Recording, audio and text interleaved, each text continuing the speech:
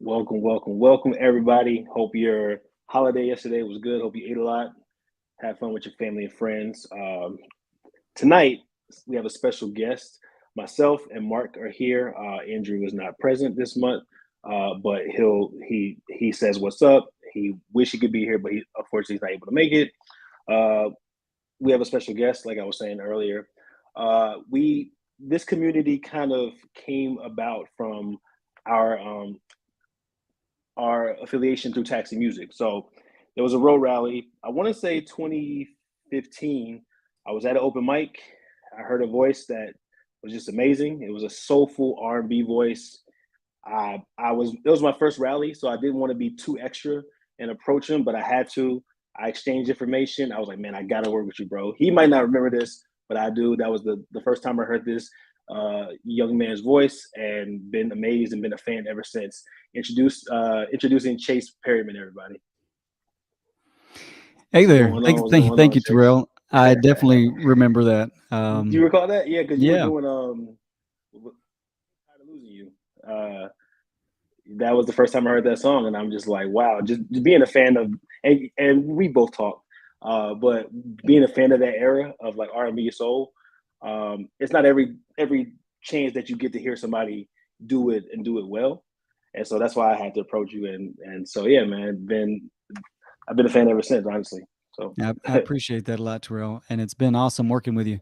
We've had a chance to do a couple songs together, and yeah, I've had some success with some. we have. Yeah, for sure. I'm really glad that you were brave enough to come up to me. It means a lot. Because I'm not necessarily, I would say that I'm a shy person, but I was just like, the first rally, for Yeah. those that have been to the road rally before, I just didn't really want to be that guy. But I'm like, I can't let this dude go off, leave this room and not, make contact. So thank you for that, man. That was, yeah, that seemed like it was yesterday, but that was in 20, yeah, that was 20, was it 15, bro? It's crazy how time flies. Yeah, and lesson for anybody listening, be that guy. Take those Facts. shots. Shoot those shots, like Facts, right? take Shoot a 'em, man. chance. Yeah. And especially uh, too, if Terrell, like this was my interaction with you and what I remember, um, it, it was an interaction where you really sought to get to know me. It wasn't. mhm, I never felt like it was transactional.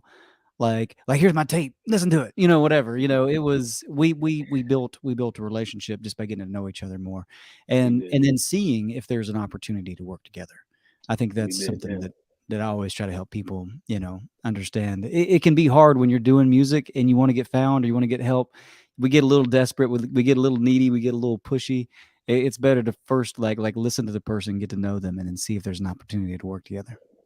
Yeah, I totally agree. Because even I think we didn't work together like right away. I think it was like, some time had passed, and just learning more about you and your story and your family. That was cool, because I didn't want it to make I don't want to make it seem like people are being like they're out to gain something from me, and I don't want to do that to anybody else. I think my approach has gotten a little bit more refined and polished over the years. But no, that is a great point, man.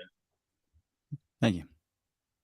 So like I said, when I heard you, I heard old soul. Like, you were a young dude, but you loved an era of music that I love. But so, like, tell, for those that don't know, tell us about yourself, man. Who is Chase Perryman? And where are you from? Like, how'd you get started in music, man?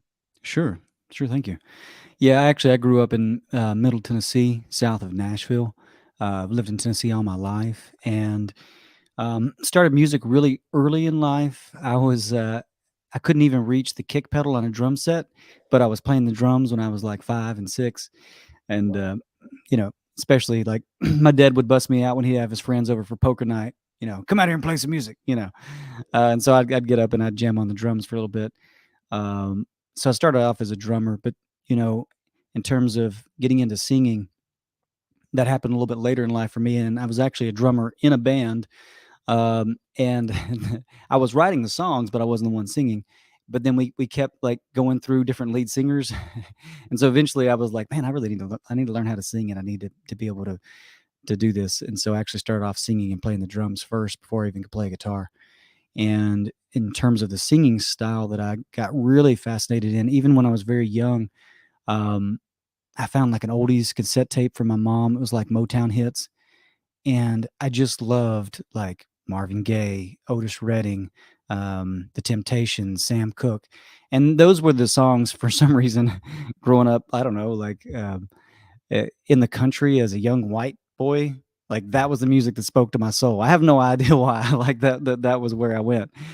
So when I finally did get a chance to get into singing, it was always a goal of trying to inject whatever soul that I had into the singing. And after performing in Nashville, like a bunch of open mic nights, it really solidified when I got to the point where I was doing more of that soulful stuff.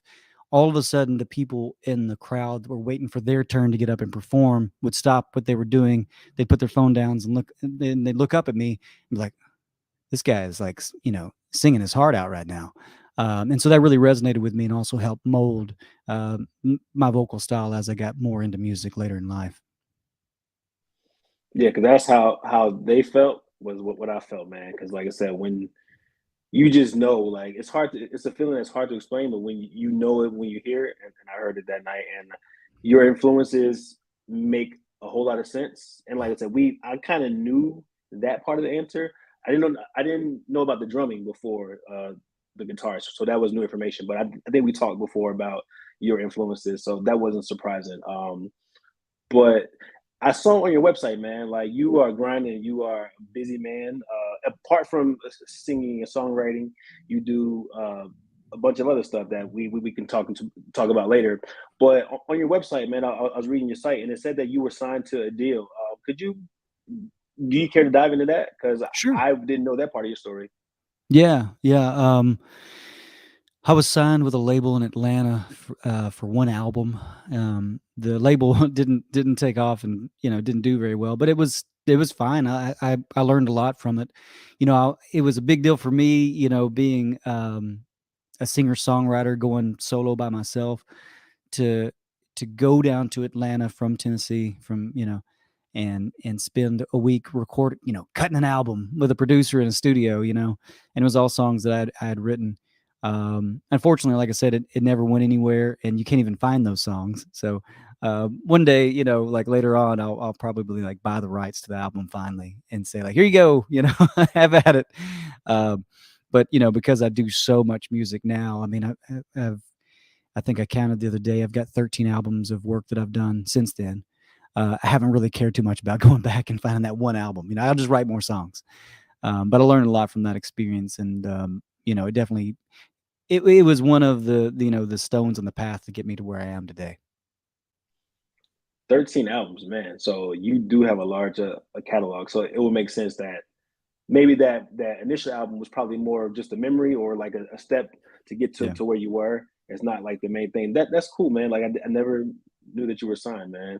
Unfortunately, that it didn't work out. So like I don't know how old you were when that happened, but so where Hmm. like I guess how do we get to sync? Like so what Sure. was the journey from being signed to a label, that not working out, and discovering sync licensing? Oh my gosh, this story. I'll try to keep it short, but it's wild. So I was signed to a label. I think I was around 27 or 28. And once that kind of fell through, long story short, I had the opportunity to buy a music venue. And so I bought a music venue and put an apartment above the top of it. And I actually booked bands and put on shows myself. It was kind of nice. I was like, hey, I got my own place. I did singer songwriter nights every week and hosted it and did all kinds of events. And through that, I met a gentleman, John Salloway. He was a booking agent for a Johnny Cash cover band that was playing across the street from my venue. And even though I was like the one in the kitchen, like making food and doing stuff, I stopped. I said, someone take care of this. I heard he was there, ran across the street, talked to him, and then booked his band to come to the venue. And through meeting John, I found out like maybe a year or two into our relationship together, he also is in bands and also wrote and performed his own music and is actually doing very well in Nashville now. He's like one of the top indie artists in Nashville. Um, but he had some connections to the sync world through Taxi Music, and there was a network of of singer songwriters in Nashville that met once a month to talk about sync. And I had the idea after the label fell through, and actually I did the music venue for about a year and a half, and I was just burnt out from all of that stuff. And I was watching TV, and I was like, "That's a song. That's not a jingle. That's not like an instrumental. It's not a score. It's like the songs that I write, except for somehow somebody found a way to get that into a TV show." Um, so I kept asking all my friends, and eventually it was John that told me, "Well, this is where we get started. I know some guys I can introduce you." And so I ended up driving to Nashville, getting invited secondhand. John Sally wasn't even there, to a potluck. I don't know anybody there, and I'm just like, I don't know, I'm going for it. And so I just show up with some, like, I don't know, like beer and cheese, and then I meet Steve Wells, who we've done out of those, gosh, all those albums, we've probably done about three of those together. And so that's a weird winding path. So if you wanted to get into sync, you just had to lose a record deal and own a music venue and have it go belly up, and then finally you'll find your way to writing songs for TV and film. That's crazy. Like I didn't know that. That's a meetup that still happens? I feel like I've heard about the Nashville meetup for once a Yeah. month. It That's does. okay. It does, and it's great because it keeps you accountable. I think that's Mm, something that creative people miss a lot. I'm always trying to coach. Like, if it was just me and I didn't have, I love to create, but if I didn't have a deadline, if I didn't have a project, if I didn't have somebody that I was like, every month when I show up, I get to share 2 songs, and I try my best to always have at least 2 new songs to share, because it feels like I'm contributing to the group, because we discuss it, we talk about it, we give each other advice.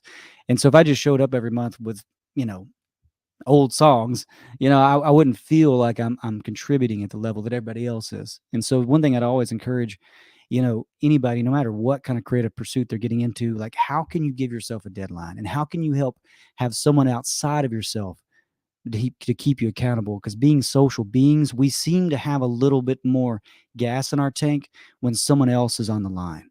If it's just us, we'll be a little bit lazy and we'll procrastinate. I don't know. I'll write that song when I want to. I'll paint that picture whenever.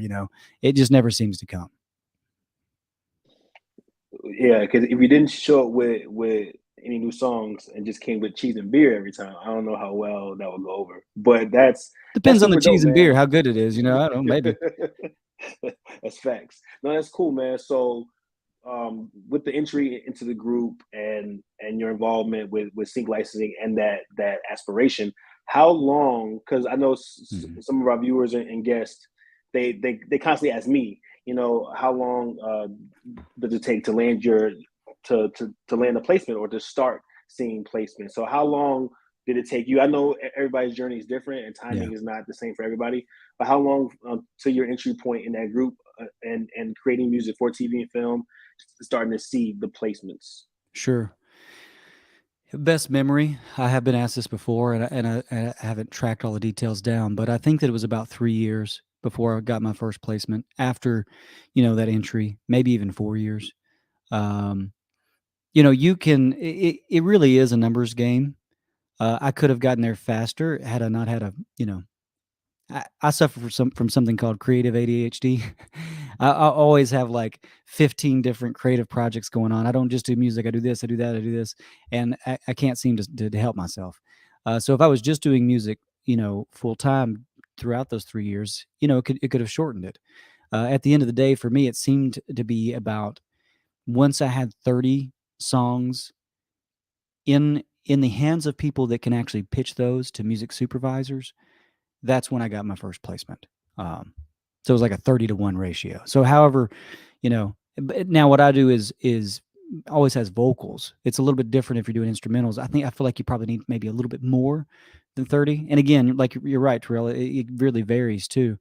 Because, maybe those 30 are different music libraries too. So it also depends on the ones that are, yeah. So but at the end of the day, it's about just, how quickly can you pump out a bunch of songs? Yeah, that's true. I feel like this group kind of now leans a little heavier towards like producers, and so the vocalists and writers, the small amount that we do have, that's good to hear because, like I said, it's a little different. There's overlap, obviously, but it's a little different when you're doing like songs with vocals and top lines and stuff. So that's actually not. I mean, it's crazy in hindsight. That doesn't sound too long. I've known Sure. people where it happened shorter, and there's other people that I've known it's taken longer. And so yeah, it's all about it's quantity and quality, right? Like it's not just a Mhm. bunch of songs. You want to make songs that are good enough to be signed and pitched and stuff. So no, that's cool, man. That's very cool. So with that being said, what what has been your favorite placement so far? Like the most memorable? Yeah, honestly, it was probably my very first one because it proved that it was possible, right? Like it was like, because getting up to that point, I mean, you face so much rejection, and you have to really get your skin thicker. And so that was, and sometimes that can be a challenge. Like if you just keep working at something, like if I'm just like I'm eating healthy and I'm working out every day, and like 3 months in, I was like, I'm jumping on the scale and like zero change. It's hard to keep going. And so when I got the first placement, it was cool because it was with Black Toast, and I worked very hard to get in with those guys. And Bob's, he's very picky, but he is for good reason. People really pay him for his ear, and so he doesn't let anything slip into his catalog that he doesn't feel like he can sell. And so that means that he's gonna push back a lot. And so, when it finally got in, I was like, "Oh, that's awesome." It was awesome to finally just see it. And then there was something really cool too that happened. That I also would go out to San Francisco a lot for work, as an art director. And so I actually kind of built like a little travel band over there because I would go out there very frequently, like once a month, once every 2 months. And it was kind of cool. I would just like send the guys my set list, and then I'd show up and we put on shows in San Francisco. It was really cool. And but the bass player was flying to Nashville to come visit Nashville with his wife, and wanted to see me while I was in town. And on his flight from Nashville, from actually I guess Oakland to Nashville, he watched the movie. It was Bottom of the Ninth was the movie that I got my first placement in, and he watched it. He heard a scene. He's like, "Man, that guy kind of sounded like Chase." And then in the end credits, he actually like watched the whole thing on his flight, and he saw my name in it, and it just blew him away. Like, I'm going to go see Chase, and I just saw a movie with. It was the very first one. Yeah, and then we actually jammed in Nashville. So it was that whole everything about that was just super surreal for me. Yeah, like that feeling, man. The feeling, of course, with like a show is cool as well, but a movie's different because when you see your name on the credits, like what started as an idea in your head, Hmm. which it transferred to a voice memo or a note, in your phone, and it became a completed work, and it wound up on a project, and you see your name. That's honestly that feeling, man. Like above any income, above anything like that. That feeling, man. It's just it's a special feeling that you really can't explain. Absolutely, absolutely. That's dope, man. So you mentioned some heavy hitters. You mentioned Otis Redding. You mentioned Temptations and Marvin Gaye. Aside from those, who else influenced you? Who do you like? Who do you listen to? Who do you try to model um, when you are in your own zone? Creating music. One thing that's really cool about what we do in the sync world as a vocalist and as a singer songwriter, when I was in the artist world, it's very different. So when I was signed with a label, you're really trying to create a brand, and a consistent brand, so that your target audience comes to know and love you and also know what to expect. Right. But when I think about the world of sync, it's almost more of like voice acting. No one really knows what I look like, and they don't really know my name. They just hear my song as a music supervisor on some kind of playlist on a music library site, which means I get to explore all kinds of genres. And I've definitely taken advantage of that. And the way that I even approach singing is more of like an impression, as opposed to like, I don't take myself too seriously.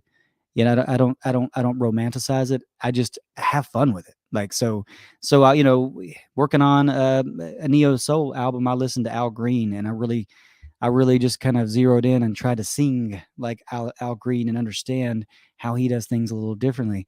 But I mean, all the way over to, like some more modern stuff I've done is swagger rock, and it kind of was born out of the Black Keys. And so like really listening to the way Dan Auerbach um, crafts his melodies and even his guitar riffs and things like that. So with I've even and also all the way over now, thanks to Chris Stapleton, he's a very soulful country singer, and thanks to him, I can even explore some of the country genres. I'm doing a whole album that I'm calling Whiskey Country with Austin Flingo for a label. It's really cool because you're not in any kind of box, and I just listen to stuff and I say, that sounds fun, and I think I could sing like that. Let's give it a shot. Speaking of Chris Stapleton, did you hear his rendition of the Star Spangled Banner that he did for the Super Bowl? I knew it wouldn't disappoint, and man, Oh Goosebumps. man, Goosebumps, man. yeah, he's something else. He's incredible singer. He is. I think I told you. I think your tone, you're a totally different artist, but your tone at times it can remind me of him, and so I can see that. I can see that. One of our mutual friends, Terrell, actually hired me as a demo singer on a track that they were pitching to Chris, and so what's fascinating about that is, and I need to ask him. He said, like, we will show this to Chris, and I'm like, oh my, I'm like, this is weird, man. Like, I don't, because like I can kill some Chris Stapleton at karaoke. Okay, I can make people like stop what they're doing and be like, did he just walk in? So it was very also kind of surreal. Like, oh, what's Chris gonna think about this? Like, who is this guy trying to be me? That's true. That's so true, man. Was that recently? Yeah, that was actually just maybe 6 or 7 months ago. Okay. Yeah, man. Keep me posted on that, man, because that'll be, maybe a duet. It could be in your future too, man. You never know. It's like, who's who? Is this Chris or Chase? I can't tell who's singing. Right. Yeah. That's what's up, man. So you've been doing this for a while, Chase, and so what are some like pitfalls or missteps that you give to a newer artist, and like how to avoid them? It's so easy to make a mistake because there's so much that goes into the process of creating, to pitching to a library, to securing a placement. So what would Chase say to the aspiring songwriter or artist, or Absolutely. So one thing I think about all the time with creative projects, with work, is the serenity prayer, which is basically boils down to, what can I actually control? Let me focus on that. And if I can't control it, don't even worry about it. So in the world of sync, for instance, I can't control if I get a placement. So if I set a goal for myself this year, like I'm going to get 15 placements, I have no control over that. So why am I setting myself up for failure like that? And you can think about this in any aspect of your lives where we do these kinds of things. Maybe it's even like something like, I'm going to get married before I'm 40. Well, when other people involved, we don't have that much control. But maybe what you need to do is just go on more dates. That's something you can control. Maybe I need to talk to more people, need to meet more people. So in the world of doing music and writing for sync, I think the pitfall is to focus on the wrong things. And the only really thing that I'd say to focus on is write more songs and meet more people. And those are things you can do. You can meet more people by joining Facebook groups, going to conferences, all kinds of different ways. And also what's really cool is once you really own this and start like talking about it more, you'll even meet people just by having conversations about it all the time. Like I'll be in an Uber and someone asks me, what do I do? And I say, well, I sing and write songs for TV and film. And they're like, oh, like I do this in that world, and blah blah blah blah blah. There's so many different ways that you can meet people that can be on a similar path with you. And so I think just focusing on doing the work, doing the songs, and then meeting more people so that you can build those connections and build your network. It's fascinating to me that I didn't expect this industry to be like a lot of the other entrepreneurial things that I do, where there is surprisingly a lot of word of mouth. Meaning, Terrell, if you and I worked together well and you liked what I was doing, I think you've recommended me to other people too. And so now all of a sudden I'm working with this person or that person, right? And so the other thing that I'd say is just to make sure that just be nice. Just be nice, be humble, show love. And if you just, it sounds kind of simple, but if you just, focus on the work and focus on being a good human, it will come so long as you're patient. Yeah, Nothing much to add, man. You killed it. It's very, very true. I agree with everything you said. Everything. So what's like you've I feel like your journey has been super on point. It seems that you are very just as a business owner, business person, apart from music, like maybe you've applied certain principles to your journey in music. But if you could go back to the very, very beginning, your first gathering in Nashville with the group of people involved with Taxi, would you do anything differently, or did you see something that you may have done along your way that, man, if I could just uh, go back in time, I would, correct that, or I would give more time to a certain thing that I failed to do. Um, Yeah, something comes to mind. So just recently, I've always kind of said like, I'm not good at producing tracks. I'm good at singing and writing songs. So I will co-write with people that are good at producing tracks, and then we'll just split that 50-50. And that's worked really good for me. I've done a really good job with that, and been able to, you know, pump out a lot of songs that way. But here recently, I've actually started producing my own songs and realizing that I can also do that. And it reminds me that a lot of times we tell stories about ourselves that we have to ask the question, is that true? So when I would always say, like, yeah, I can't produce tracks. So that's what I'm saying in my head. I can't produce. I can't produce. I can't produce. And then later to find out, like 10 years after being in this game, that like, you know, I think I can. I think actually I can do this. Then imagine how far along I'd be with my production skills if I'd have started 10 years ago, right? So I think the thing to also add to this is just kind of, if you're telling yourself a story, ask if it's true. Like, I'm not a morning person. I don't know. Have you ever tried? Have you actually ever tried to change your sleep schedule and see if you are, no matter what it is?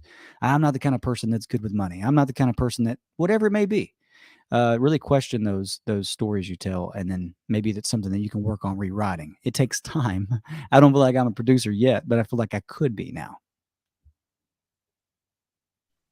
those are wise words, bro. Honestly, that's yeah, not much to add, man.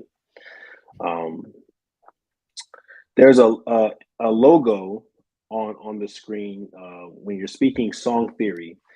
Do you like say you have a lot of adventures going on? You're a very busy man. So would you care to explain what that is and how people can get, a hold of that material on your YouTube channel?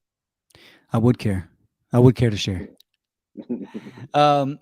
So, being in this world, going from being an artist to writing for Sync, I'd went from writing 10 songs a year in an album form to at sometimes in my Sync writing career writing 10 songs a month. And through that, you know, um, those new workflows, those new, I felt like I was developing a process for writing songs that made it easier for me. And it just occurred to me that, like, well, I've always wanted to write a book. I like doing all kinds of creative things, and I've got like a bucket list of creative things where it's like I want to do stand up comedy. I've done that. Like there's all these random weird little, if it's related to creativity, if it's related to entertainment, it's something that I want to pursue. Because to me it's all connected, and it's all about being more a better artistic person. So, anyways, I decided that, hey, maybe I should write a book about songwriting. And so through that process, I wrote the book, and then I put it out there. And then it kind of, after I wrote the book, I was like, well, I feel like it might be better if people had videos. Cause I mean, with songwriting, I could pull out a guitar, I could, sing on the microphone. It might be better in video format. And so then I filmed a course. And then after I filmed the course, I was like, well, this is kind of like a YouTube video. Maybe I can make a YouTube video. And so then I started making YouTube videos, ultimately with the goal of helping people to write songs.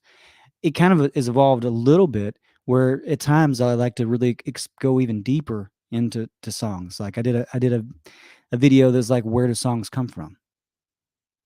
And if people write songs, it's a very interesting question, because when we're writing songs, it's like it doesn't ever feel like it comes from us. Like we're involved, but it's not really like it was like our idea. It's like somebody tapped us on the shoulder and was like, "What about this for a melody?" And you're like, "Oh, that was cool, thanks." Uh, so there's some content like that I do as well for fun. So it's just it's to explore music, songwriting, and also to help inspire other people. That's what's up. And we'll give you a chance to plug all that at the very end, like all your socials and stuff. Because I think I've caught a few of the videos, and it's some really good information, man. So Thank you. I'm a fan. I'm a fan of the channel, Thank you very the much. content. Yeah. Last road, we talk about the road rally a lot. Like I said, this is just an annual event that we've visited and been a part of through Taxi Music. So last year you had somebody with you, somebody you really care about and is very special to you. You had your daughter Ava, which you had the last road rally, had the chance to meet her, and I saw that you just posted that she has dropped an EP, which I haven't heard, by the way. So I'm gonna go after this.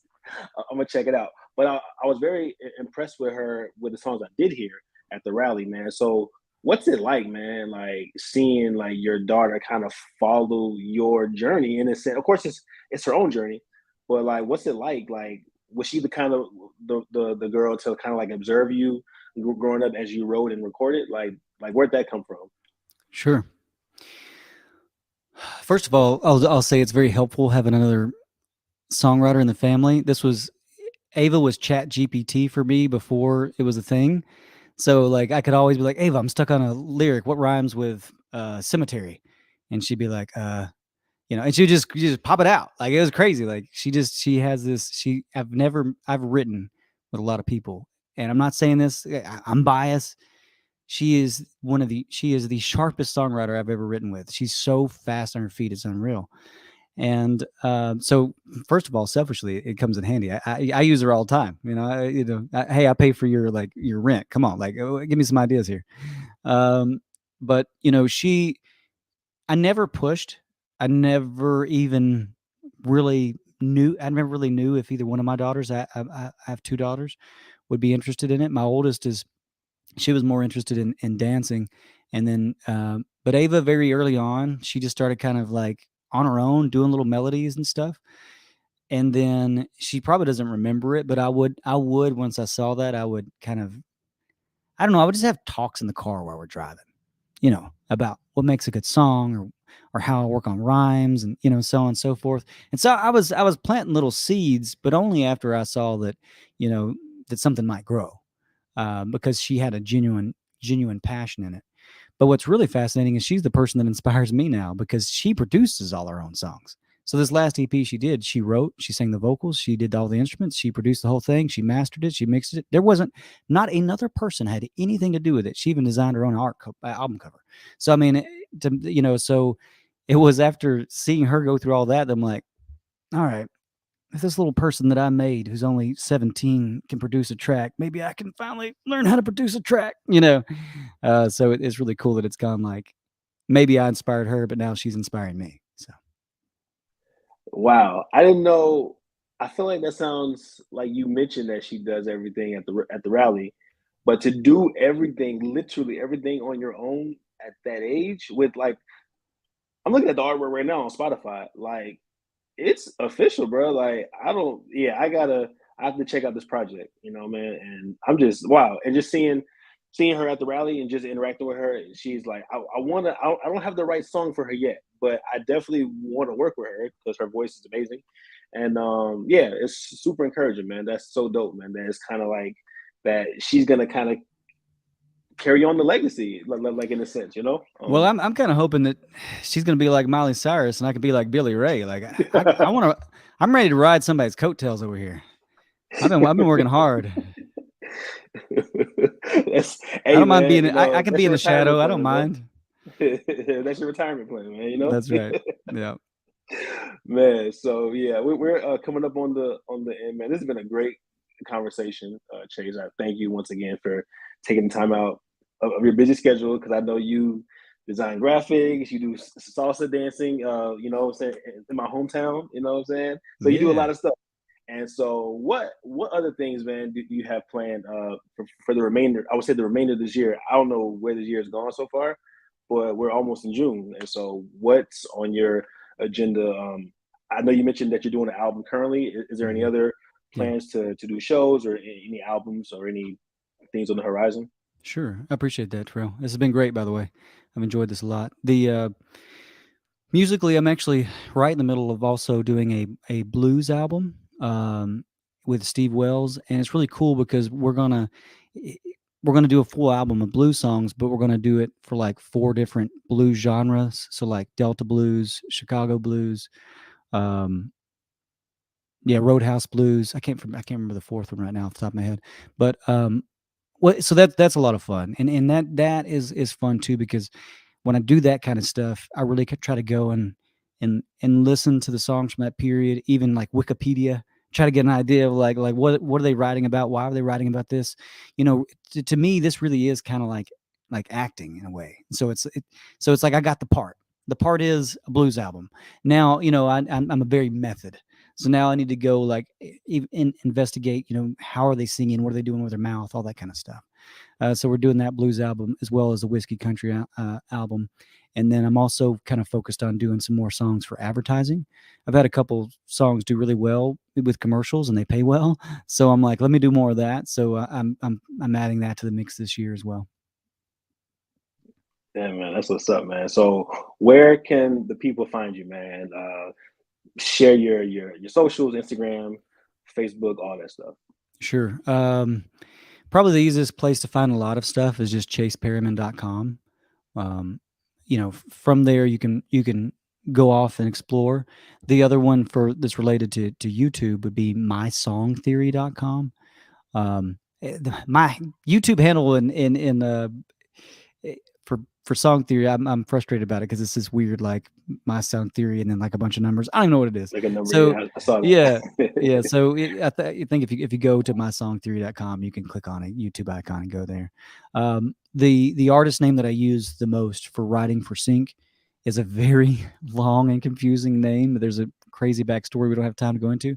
But if you're ever searching for me on Spotify or Apple Music, wherever you stream music, Chase Perryman and the people familiar with the situation. Yeah, there might be time to dive into that name because I'm done with questions. I don't know if Mark has anything. I think we're gonna open the floor for any questions as well. But yeah, I did think when I think on the Black Toast site it Mm-hmm. shows your name. I'm like, man, he has a long. That's a long name, and I never asked you about that. So if you Yeah. want to dive into that before we take some more questions, I'm game. No. Okay. Cool. So I'll try to keep it quick. The so I had put together a band when I was with the label, so that I could go out and tour, and so they could play with I'd written these songs, and I didn't want to just show up with me and a guitar, so I assembled a little band, and then we were playing together, and then after the label fell through, we the band and I just kept playing together a lot, and we really jammed. It was very blues rock. It was even before Black Keys, like they kind of came up right as we were doing this kind of stuff. Anyways, so um, I got tired of I didn't have a band name. I was just saying it's Chase Perryman, but then I felt kind of selfish because I'd show up and like it'd be me and three other dudes, and it's like, well, it's not just Chase Perryman here. Who's those other people? And so I liked like bands back in the 60s and 70s, really more the 70s, that had where it was like an artist name and then the band name. So like Tom Petty and the Heartbreakers, Bob Seger and the Silver Bullet. I liked that concept. So I tell you what, you guys name yourselves. I don't want to do it. I got my name. You guys name yourselves. And the lead guitarist was watching the news one day, and he noticed that anytime that they interviewed somebody that wasn't an expert on anything, they were just some random Joe. They would say, "A person familiar with the situation had this to say." And he's like, "Who are these people familiar with the situation?" And he went, "We are." So that became the band name, and it was really fun, like doing that as a stage name, because when I'd come out, we'd like jam a little bit, and then after we jam, I'd go, "I'm Chase Perryman, and these are the people familiar with the situation," and then we'd rock it out.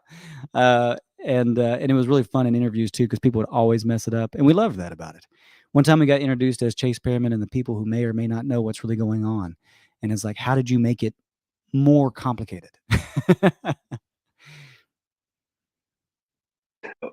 Yo, that's funny. That's great. Yeah, because I always wondered because some stuff I might wonder, and I don't ask. And so glad I got the backstory on that one, man, because that's it's catchy. Like you recall that name because it's so long, but it's still like it's catchy. Appreciate that. And the room agrees as well, man. So like so that's all that I have for now. I don't know, like I said, I don't know if Mark has anything. But yeah, we can open up the floor. Thank you. What's up, Terrell? This is a friend of mine who also named is Terrell. He's out in Texas. Rosemary, a longtime friend. David, a newer member of the community. If you have anything for Chase, man, ask away. Thank you. Yeah, go ahead and drop your questions in the comments. One thing I did want to ask Chase, I've just been kind of taking some notes. Man, so many gems, so many great things have been brought up. You dropping yeah, bro. I mean, there's times when John. like I put you up full screen, but like me and Terrell are just both nodding like crazy in the background. One thing I did want to touch on, the first note I wrote down is you'd kind of made a point about not being precious with your music about that first album. I just thought that was really like people should go back and listen to that because that was like a hard lesson I learned too. I think all of us in sync kind of learned that lesson to like not be so darn precious with your music because like it's just they're not all going to land, and kind of like what you're saying too, a lot of this is out of your control. Like you kind of have to take that like stoic approach of like just control what you can control and the rest just let it be. But the question I have for you is more in the world of like exclusive versus non-exclusive. So for me, I started doing mostly background instrumental stuff. And so in that world, it's extremely common to only go exclusive.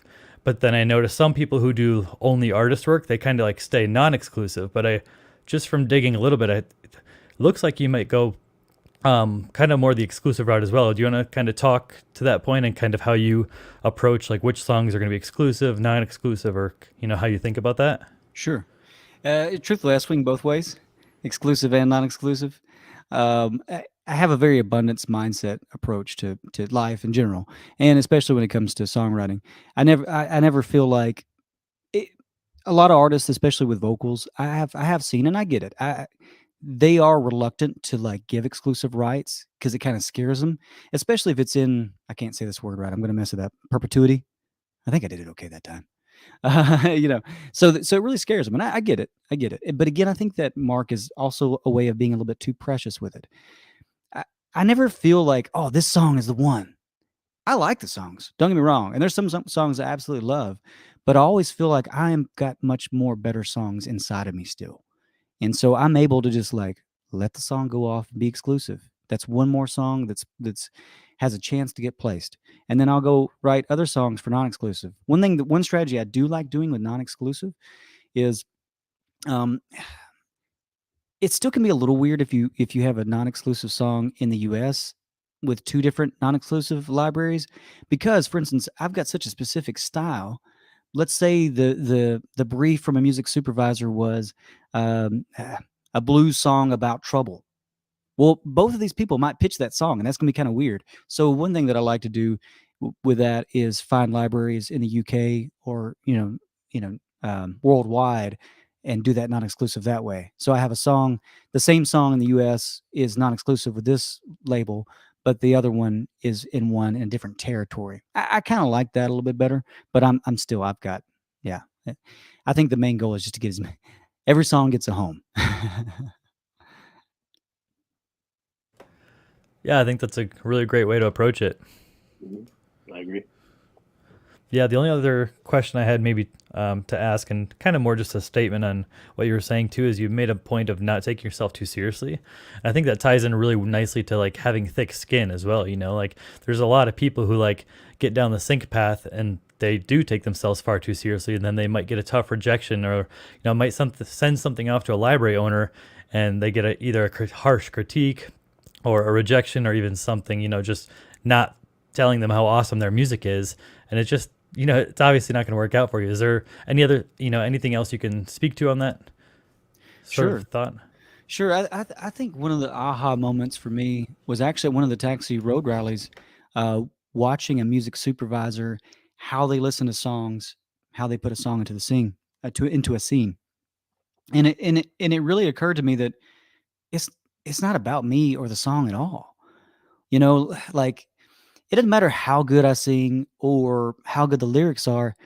If he's looking for, or she is looking for, a very specific song, and they float into the scene, there's some kind of magic that happens where, based on the tempo of that song, based on where the beats hit, and the way the guys walking in the scene, all of a sudden it works, and that's when you get a placement. It wasn't because I was this, amazing singer songwriter. It was that the song happened to support this other form of art, and then that made me feel like, well, really, it's not about my ego. It's more of a servant style of songwriting, where it's just like, hey, I'm gonna try to create songs that can help someone else's art, and it kind of took my ego out of it and let me not worry about it so much. Yeah, that totally makes sense. And then that kind of transitions naturally into another thing that kind of tends to stump people up, and that is sort of you get to a point where, as you say, we are craftspeople and we're serving a client. But then as everyone kind of gets more and more scared about things being oversaturated, how do you approach like thinking of yourself as a brand and not just like, because, if you're just kind of like you say, like you kind of use the word of like doing method singing or like impersonating all these different people. But like, do you ever think about how you balance like trying to do all these different things versus just building a solid brand of Chase Perryman, and how do you think about that kind of thing and more longevity to your career? Sure. I don't think about it too much because it almost makes me feel like I'm taking myself too seriously. But Sure. I'm still professional, and I think that what I find is it depends on the people that want my music. So, for instance, there are some people that they really think about me as a soul singer because that's the kind of music that they've had success placing with me. And because of that, if I'm doing a soul song, I might send it to them. Whereas, like, maybe I got into another label through Swagger Rock and they just see me as a Swagger Rock guy. Well, that's fine. Now I'll do my Swagger Rock with them. So, in some weird way, it's almost like I have a lot of brands. It just kind of depends on the relationship. And every now and then, with those, like, say, the Swagger Rock people, I'll say, hey, by the way, you may not know this, but I also do country. What about this? And then, like, oh, I had no idea. That's cool. We can do that too. So I don't know. I feel like branding in this world is very fluid. I don't have a lot of followers on my Instagram page whatsoever. I don't do a lot with TikTok. And luckily, my target audience are music supervisors, and I explained how they find music. They float it into the scene. It's not like whenever they put it on, I don't think, I could be wrong, but I don't think whenever they take my song and put it into the scene, before they tell the director they want to use that song because it works perfectly, they go, look this guy up on Instagram. Let me see if his brand's consistent. I think if it works, it works. Oh, I totally agree with you. And that's just, it's one of those things I see brought up all the time. And, listening to different podcasts and interviews and researching sync, that's just kind of one of the topics that comes up quite a bit. So I love your answer. And I think Terrell and I probably both resonate very strongly with that. You can go the artist route with this, though. I mean, I don't want to throw totally. shade at it. Yeah. I mean, and you can build a very consistent brand. We know people in this industry that have done that. That's just, I don't know. I might change tomorrow, so I don't like it.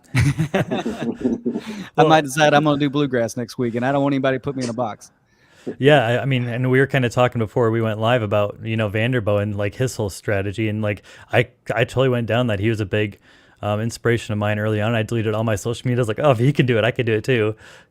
Like I've never wanted to be the one who's like out in front and center. And yeah, so a lot of different paths you can take for sure. Absolutely. Yeah, facts. I don't see that anybody has any questions, but we usually wrap up around 9, but then we kind of hang out and like network. But don't feel pressure, Chase. Like if Sure. you have to split, we don't want to take all your time up.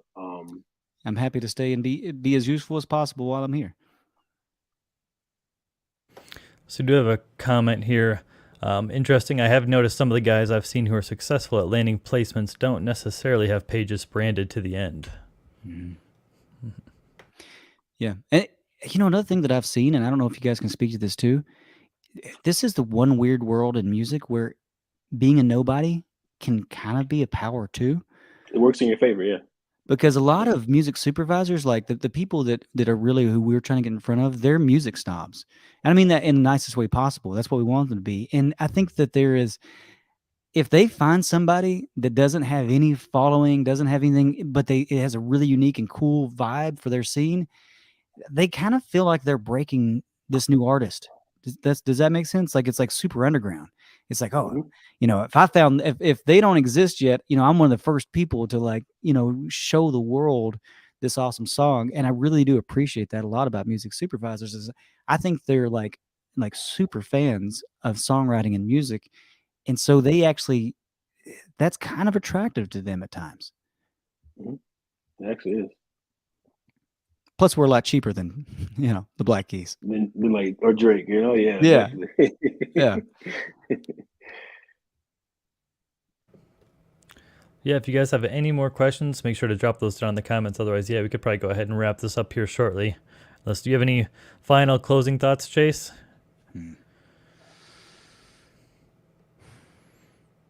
I think on the branding side of things, I think maybe a better question I would ask is to try to develop what your personal maybe mission or purpose statement is.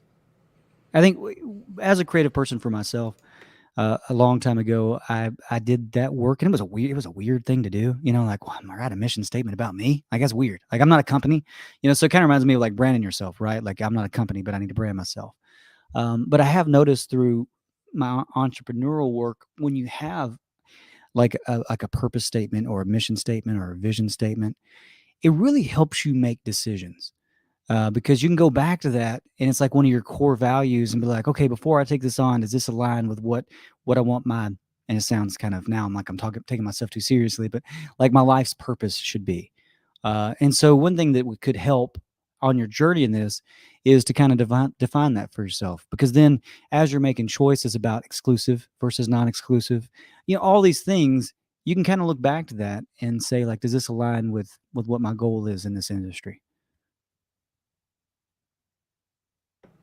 Very, very wise words. Yes. Yeah. I gotta go back and watch it because I feel like I didn't catch everything. As far as like You all the guys are too gems, kind. So like, yeah. So for real, this has been very informative, man. Thank you very Yeah, much. I'll definitely be rewatching this one, man. Just so much good stuff and so much wisdom. And just, I found like my neck's gonna be sore. I've been nodding the whole time. Yeah, for real. I was Usually I make agreeing people with nod off. everything. So like Oh, not at all. I'm glad I'm just making you nod. Terrell, anything else to say? Otherwise, I think we can. I think we're good. I know, Chase. Well, I guess there's some people watching. I know you do graphics and stuff. Do you freelance your graphic work if anybody was interested, or? I'll take on things that inspire me every now and then. But Okay. the main thing that I do in the graphic world right now is I help bring good news magazines to new towns. It's a company that I've been working with for 5 years, and it's just something I'm also equally passionate about. It's just magazines that have positive stories in it, because there's enough negativity in the world, and so it's really fun to use the visual side of my creativity to help, and then also you know my ability to connect and meet new people to help with that as well. So that takes up the main part of the visual side of my brain, is to help Good News Magazine. Okay. No, that's what's up, man. Thank Yeah. you. Thank you. I just wanted clarity on that, but yeah, thank you. I appreciate that. I'm good. Yeah, I'm good, Mark. I don't have anything else to add. I think if we end it here, we did it. We did a good work, because this was a good episode. Yeah, thank you very much for doing this, Chase. Really appreciate it. And of course, all of Chase's links will be down in the YouTube description for those of you that are watching live or the replay.